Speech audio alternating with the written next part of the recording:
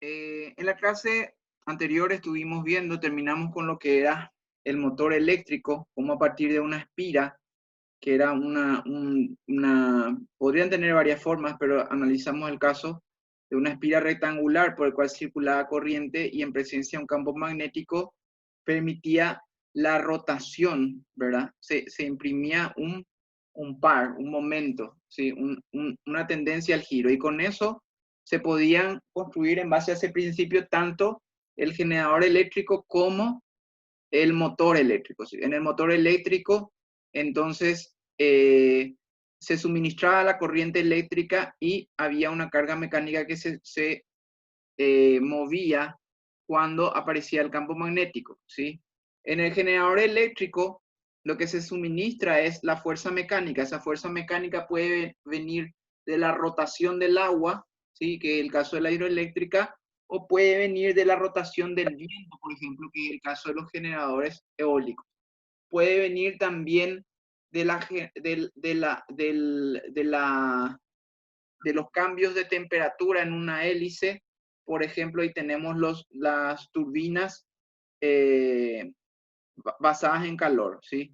Ese tipo de sistemas no los tenemos en Paraguay, pero hay en otras partes. Entonces, en base a la espira, yo puedo explicar tanto la generación de electricidad como también puedo eh, aplicar los motores eléctricos. Tanto los de corriente alterna como los de corriente continua se basan en principio en el funcionamiento de la espira en un campo magnético, ¿sí?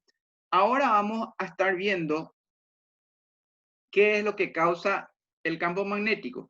Al principio de nuestra lámina anterior habíamos dicho que eran las corrientes eléctricas y a nivel atómico y molecular eran los momentos dipolares magnéticos totales, ¿sí? Que se producían tanto por el orbital del electrón como también por el spin, ¿sí? Eh, Ahora, entonces, a manera macroscópica y dentro de lo que hace la física clásica, decimos que los campos magnéticos son originados por las corrientes eléctricas, ¿sí? Y esta es una ley, ¿verdad? Que demuestra justamente que el campo magnético se genera a partir de la corriente eléctrica, ¿sí? Es la ley de Biot-Savart, ¿sí? En principio, esta ley se debió a los experimentos de Ampère, ¿sí? Acá me muestra cómo el campo magnético se va generando a partir de una corriente y la trayectoria que va siguiendo esa corriente entonces, ¿sí? Entonces, en este caso, podemos suponer que yo no tenía el campo magnético, pero aparece una corriente por un hilo, entonces a una distancia de ese hilo de corriente yo voy a ver el campo magnético, ¿sí? Y cuál es la dirección en la cual yo voy a ver y cuál magnitud, y está dado por la ley de Biot-Savart. Me dice que cuando circula una corriente eléctrica va a aparecer un campo magnético a una distancia r, donde r es un vector, producto de la trayectoria por donde se esté desplazando esa corriente eléctrica por la distancia al punto donde yo estoy midiendo la aparición del campo magnético, ¿sí? Entonces, mu sub 0 sobre 4 pi es la constante, ¿sí? La corriente tiene que existir, naturalmente esa corriente se va a ir por una trayectoria de L, y en un punto R yo voy a poder ya medir este campo magnético, ¿sí?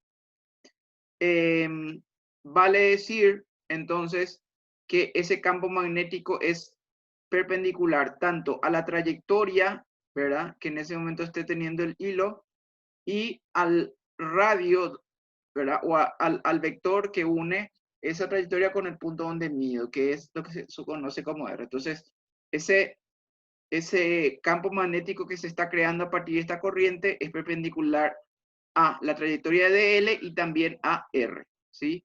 Que es el punto del espacio donde yo estoy midiendo la aparición de ese campo magnético debido a esta corriente eléctrica, ¿sí? Entonces, es un producto vectorial. ¿Mm? Un producto vectorial. Entonces, yo, cuando circula corriente eléctrica, voy a tener, entonces, un campo magnético que va a aparecer entonces con esta corriente eléctrica, ¿sí? Entonces, yo voy a hacer la suma. Fíjense que el campo magnético también va a generar a su vez una corriente eléctrica, ¿sí? Es una dualidad. ¿Mm? Fijémonos cómo se crea, por ejemplo, acá tengo una espira circular por el cual está circulando una corriente eléctrica I, ¿sí? La trayectoria es DL, ¿sí? Y hago la perpendicular, DL con R, DL por R. Entonces, a nivel de el producto, voy a hacer, es un producto vectorial, entonces copio los módulos del vector de L, ¿sí?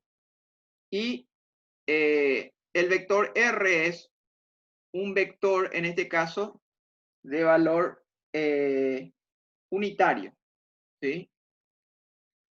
Vector unitario. Entonces, porque es la dirección de R, ¿sí?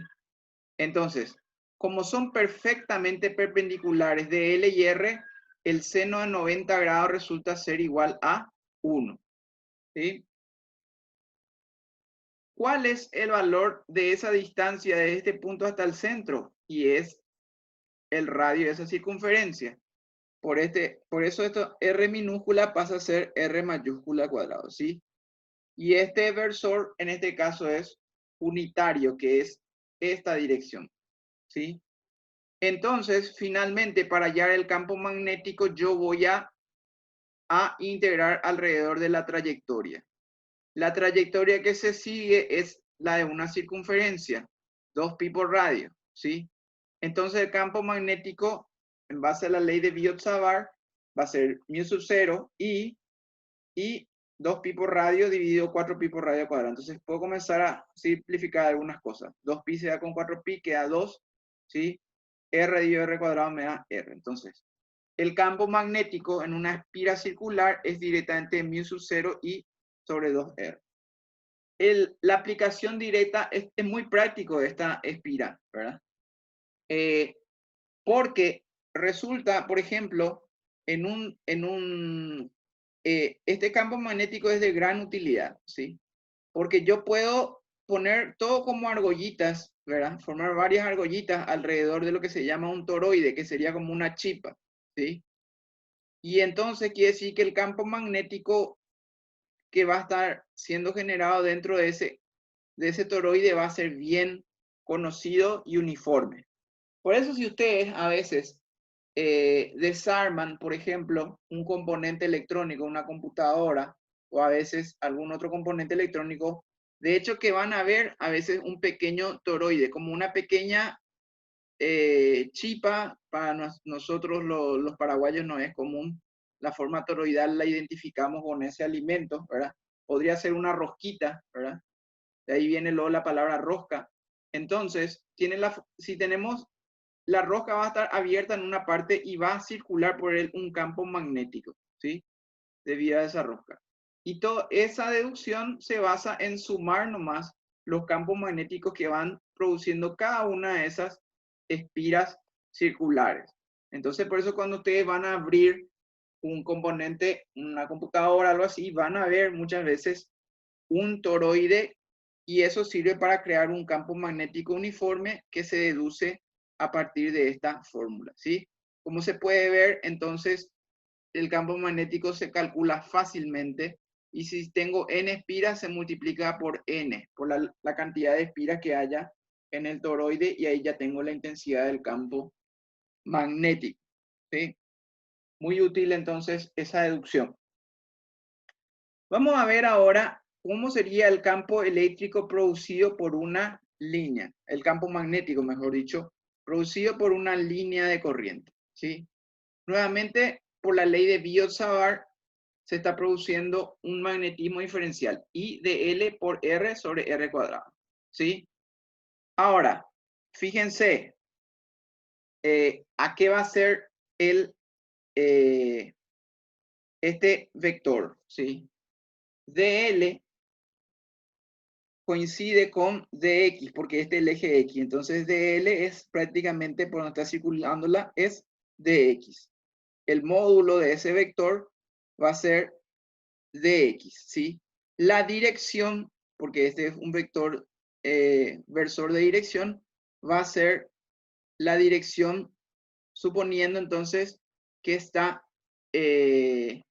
fíjense que es perpendicular, porque si esto es DX, ¿sí? Y el campo, fíjense, X sería Y, ¿sí? Y minúscula. La I latina representa a este campo, que es sobre el cual está el radio, ¿sí? Perpendicular a X y a este radio, va a aparecer acá el campo magnético que está saliendo. Por eso me indica como un vector K, ¿sí? Porque es del producto vectorial, ¿sí? El seno del ángulo es el seno entre la dirección de la corriente y el radio. Es este el ángulo que se considera, ¿sí? Que aparece aquí. De X viene el hecho de que de L, entonces, ese hilo de corriente está sobre el eje X. Por eso es que DL, en ese caso, tiene ese valor. R, como habíamos dicho, un versor unitario, ¿sí? Su módulo es 1. De DX es el valor de DL a nivel de componente, ¿sí? La dirección que está teniendo es K, ¿sí? Seno del ángulo que forma entre ellos y acá 4pi por R al cuadrado. Entonces, básicamente, yo puedo también decir, tengo acá mu sub 0, 4pi R cuadrado, ¿sí? Y de X, el ángulo que se forma acá, ¿verdad? Es el tita, ¿verdad? Es el complemento, este ángulo que se forma acá, tita, ¿verdad? Va a aparecer como el complemento de este ángulo, ¿sí? ¿Por qué? Fíjense, si yo acá sería 90 menos este ángulo, ¿sí? Sería, pero el seno de este ángulo va a coincidir con 90 menos este ángulo y va a corresponder al coseno de este ángulo. Es por eso que seno de tita se indica aquí, pero por ser un ángulo externo es la suma, ¿verdad? Y por las propiedades de los cosenos me va a dar que es de seno y coseno dentro de un triángulo rectángulo, que es este acá, ¿sí? Resulta que el seno de este ángulo externo, tita, complementario, ¿verdad? Por propiedad trigonométrica, va a ser igual a este ángulo, ¿verdad? Si esto es phi, esto va a ser tita entonces, ¿sí? Ahora, fíjense en esta expresión que tenemos aquí, ¿sí? X va a ser igual, esta distancia es R, ¿sí? La tangente de tita va a ser cateto opuesto, que es X, dividido R, ¿sí? Entonces, eso es la tangente. Entonces, X en sí va a ser R por tangente de tita. Si yo hago la tangente de este ángulo, va a ser cateto opuesto X, ¿sí? Dividido R. Pero para hallar X solamente puedo hacer R por tangente de tita, ¿sí? Ahora, entonces yo hago una diferencial. Y la diferencial de XR y diferencial de tita es secante cuadrado de tita, que es 1 sobre coseno cuadrado de tita, ¿sí? Pero yo estoy queriendo hacer mis integraciones, ¿verdad? El coseno de tita, por otro lado, en este triángulo, va a ser igual a cateto adyacente R mayúscula dividido la hipotenusa, que es el valor del módulo de R minúscula, que sería este vector, ¿sí? Entonces, yo puedo hallar también, escribo ese valor de coseno cuadrado que es R sobre R, ¿verdad? Entonces, voy a escribir acá R minúscula al cuadrado, R mayúscula al cuadrado sobre R minúscula, ¿verdad? En vez de coseno cuadrado de tita. Operando eso, entonces resulta que como R está abajo, va a pasar arriba, R cuadrado, una de estas R se va a ir con esta otra R al cuadrado. Esto es por propiedad de la derivada. La derivada tangente de θ, pues, secante cuadrado de θ. Y secante cuadrado de θ es 1 sobre coseno cuadrado de θ, ¿sí? Coseno de θ en este triángulo, entonces, es R, esta distancia, dividido la hipotenusa, que es el módulo de R minúscula. Entonces, llevando a ese valor, resulta, haciendo los reemplazos correspondientes, coseno de θ, ¿verdad? Va a ser R minúscula al cuadrado sobre R, ¿sí? Entonces, ahí sí, reemplazo de X. R minúscula sobre R. Y tengo todo en función de coseno de θ diferencial θ, ¿sí? Entonces, puedo integrar, ¿sí?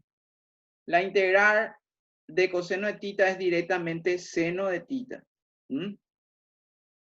Va a ser seno de θ. ¿Por qué? Porque su derivada pues es coseno de θ. Entonces la integral de coseno de θ va a ser directamente seno de θ. Y yo voy a hacer variar, ¿verdad? Eso, ¿verdad? Voy a tener, este hilo va a extenderse de ambos lados, ¿sí? Desde cuando este ángulo va a valer 180, ¿verdad? Desde menos pi sobre 2 hasta a menos pi sobre 2, ¿sí? Por eso hago el ángulo. Directamente al hacer la integral, ahora ya tengo todo en función de coseno de θ, hago la integral, ¿verdad? Y hago seno de θ sobre 2 menos seno de θ sobre 1, ¿sí? Entonces, θ sobre 2, que este ángulo acá es 90 grados, ¿sí? Y θ sobre 1 sería del otro lado, del lado de las x negativas, y es menos 90 grados, ¿sí? Y seno de menos 90 es menos 1, entonces sale 1 menos menos 1. Entonces 1 menos menos 1 es 2, el resultado de esta integral, ¿sí? ¿Por qué? Porque yo voy a hacer, este hilo es infinitamente largo, entonces este ángulo va a ser 90 grados, va a ser hasta acá, ¿sí? Y del otro lado va a ser menos 90 grados, porque es un hilo muy largo, entonces podemos suponer que este hilo se va extendiendo y este ángulo se va haciendo cada vez más grande. Llega a un punto que es tan grande, ¿verdad? Que es prácticamente 90 grados, ¿sí? Entonces, por eso se toman así los límites. Entonces, el seno de θ1 es menos 90, de θ1 es menos 1 y de θ2 es 1. Se hace entonces la resta entre ellos y 1 menos menos 1 me da 2. Entonces 2, que es el resultado final de esta expresión, dividido 4pi me da μ sub 0 i sobre 2pi por r. Entonces este es el campo magnético a una distancia r, del hilo. Fíjense que la existencia de este campo magnético es la razón por la cual, por ejemplo, ustedes van a ver que las líneas de alta tensión que manejan mucha energía eléctrica, ¿verdad? 30.000, 50.000 voltios, ¿verdad? De media tensión, ¿verdad? También van a tener entonces un campo magnético alrededor de ellas, ¿sí? Un campo magnético que es perpendicular. Que si yo tengo la corriente, entonces como que el campo magnético es un circulito alrededor de ese hilo de corriente perpendicular a ello, ¿sí? Entonces, ese campo magnético naturalmente puede afectar a la salud porque es de mucha energía, en ese caso, las líneas de alta tensión. Por eso generalmente no se recomienda a las personas que vivan debajo de una línea de alta tensión por la existencia de este campo magnético a una distancia R justamente de ese hilo, que en este caso ese hilo estaría arriba, ¿verdad? Y acá abajo podrían estar las personas afectadas a una distancia R por ese campo magnético. Eso se debe a que tiene alta energía, ¿verdad? Eso no se cumple, señores, con las antenas de celular, ¿verdad? Porque nosotros en telecomunicaciones manejamos mucho menos energía, ¿verdad? Que lo que se maneja en alta tensión. Entonces, la gente a veces por su ignorancia quiere pensar que las antenas celulares podrían producir algún tipo de efecto. No. Nosotros manejamos, para su conocimiento, energías mucho menores a las que tiene la radiación solar. O sea, la luz que tenemos en el patio de la casa está radiando más energía por metros cuadrados que lo que irradia cualquier antena celular de cualquier tecnología, desde 2G, 3G, 4G y 5G. Inclusive 5G tiene menos energía porque hoy en día se apunta a tener menos energía. Entonces, es totalmente infundado desde un punto de vista técnico-físico. Porque ahí también nosotros tenemos que estar seguros, ¿verdad? Porque nosotros estudiamos mucho física, ¿verdad? A veces los médicos conocen el comportamiento del cuerpo, nosotros conocemos el comportamiento de la física. Entonces nosotros con propiedad sabemos que la energía que están emitiendo ahí, son muy inferiores, ¿verdad? No tiene nada que ver, por ejemplo, con el magnetismo que se produce por una línea de alta tensión. Ahí sí, hay corrientes muy grandes, el valor de I es muy grande, ¿sí? Los voltajes son grandes, entonces el campo magnético es grande, fuerte. Ahí sí es peligroso por la cantidad de energía que están llevando esas líneas, ¿sí? Pero los campos magnéticos producidos por las antenas celulares, ¿verdad? Son mucho más pequeñas, ¿sí? Pequeñísimas en realidad. Entonces la energía es algo importante también. Acá vemos en general, entonces, después de haber estudiado estos dos, fíjense que cada vez que hay una corriente eléctrica aparece un campo magnético, ¿sí? Cada vez que hay, ¿verdad?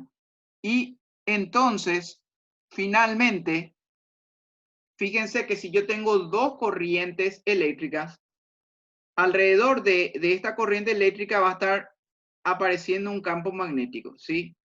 Pero este otro hilo cargado también él va a producir un campo magnético, ¿sí? Y ahí va a depender del sentido que tengan estas corrientes, ¿sí? Si las dos, fíjense, y eso es lo que me va demostrando acá, cuando las corrientes son paralelas, ¿sí? DF2 es I2 por DL por V1, ¿sí? Pero V1 acabamos de hallar su expresión, que era esto. Porque nosotros sabemos que V1 en realidad se produjo por esta corriente I1. Entonces V1 es μ sub 0 I sobre 2pi por R, ¿sí? Entonces, ahora este campo ya nos es conocido a nosotros. Esta era la fuerza que habíamos calculado en la clase anterior, ¿sí? Donde habíamos mostrado el tema de que aparecía una fuerza cuando había una corriente y es la que se producía en la espira para poder generar un motor, ¿sí? Para tener un generador, un motor, para poder generar energía mecánica o bien a partir de energía mecánica obtener electricidad.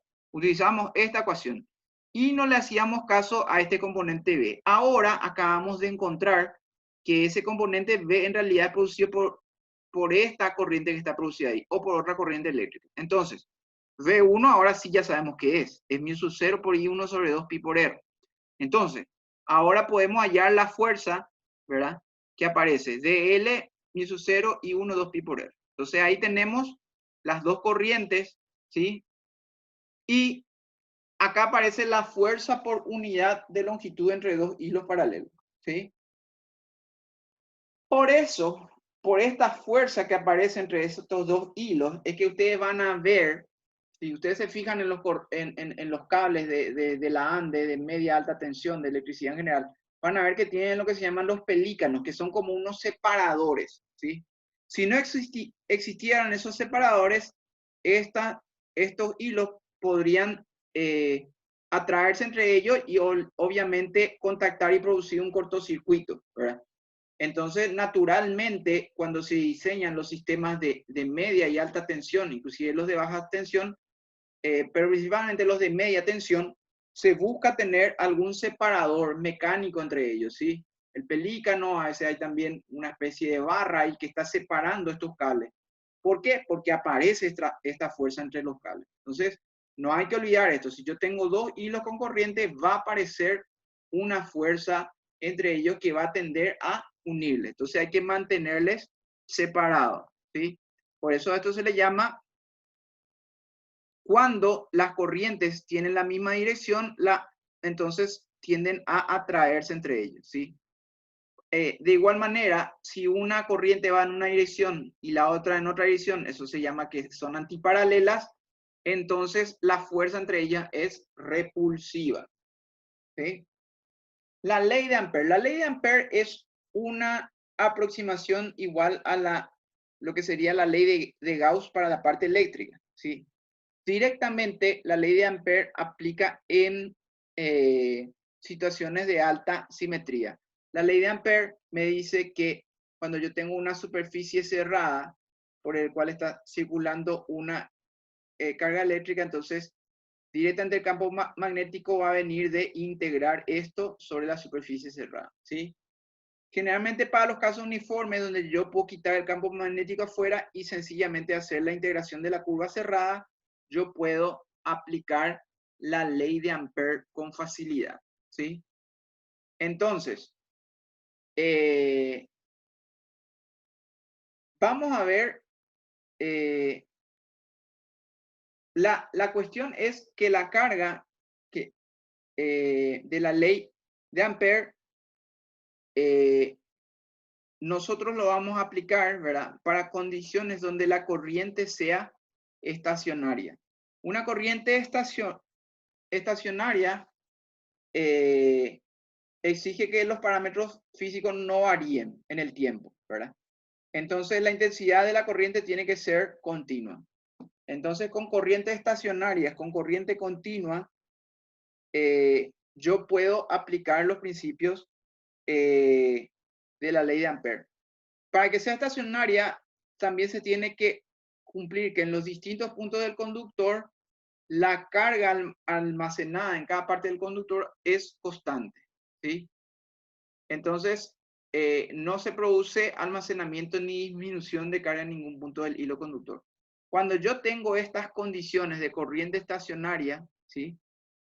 Entonces yo puedo aplicar la ley de Ampere, ¿sí? Fíjense, ahora vamos a ver el caso para el campo magnético producido por una corriente rectilínea de sección circular, ¿sí? Vamos a analizar tanto cuando estamos dentro de la sección circular como cuando estamos afuera, ¿sí? ¿Cuál es el campo magnético cuando estoy dentro de mi hilo de corriente todavía y cuando salgo en un punto P fuera de la corriente? Eso es lo que voy a hacer en el siguiente ejercicio, ¿sí? Vamos a calcular entonces la intensidad que atraviesa la circunferencia de radio R, ¿sí? Que es menor en este caso que el conductor total, que tiene un diámetro 2R o un radio R mayúscula. Entonces, quiero ver el campo magnético interno que ya se va creando acá adentro, ¿sí?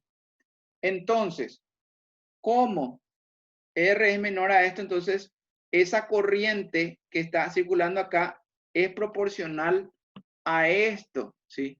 Esa corriente es una función, es proporcional al área por el cual está circulando, ¿verdad? En este caso, R minúscula es menor a R mayúscula. Entonces, esa corriente es proporcional a esto e inversamente proporcional a la sección total, ¿sí? Entonces, utilizando la ley de Ampere, porque una corriente estacionaria, fíjense la expresión de la... Yo puedo quitar V, el campo magnético afuera, y directamente hacer la integral de dl, ¿sí? Entonces, la integral de L es 2pi por R, ¿sí? La corriente acá no es todavía la del conductor completo, sino esta corriente de acá. Y esa corriente es proporcional al área por el cual está circulando, inversamente proporcional al área mayor, ¿sí? Entonces escribo eso. Acá, por ejemplo, se puede simplificar pi con pi, ¿verdad? R minúscula al cuadrado sobre R mayúscula al cuadrado. Cuando pasa acá dividiendo, entonces esta R se va con esta R y se queda mu sub 0 y R sobre 2pi por R cuadrado. Entonces, este es el campo magnético cuando considerando dentro de este hilo conductor. Cuando todavía no salgo del hilo conductor, este va a ser su campo magnético utilizando la ley de Ampere, ¿verdad? Ahora, si R es mayor a R, entonces la corriente es directamente I. La corriente que está circulando por acá es. Entonces, directamente mu sub 0 I sobre 2pi por R. Entonces, aplicando la ley de Ampere, ¿verdad? Cuando son,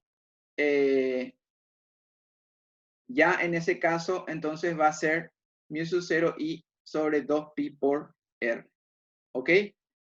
Entonces, hasta aquí nuestra clase, ¿verdad? Donde aplicamos la ley de Ampere, vimos la ley de Biot-Savart. Les recomiendo que vean los videos de los laboratorios virtuales, que puse los links en la plataforma virtual, ¿verdad? En el campus virtual. Miren un poco ahí, son muy interesantes.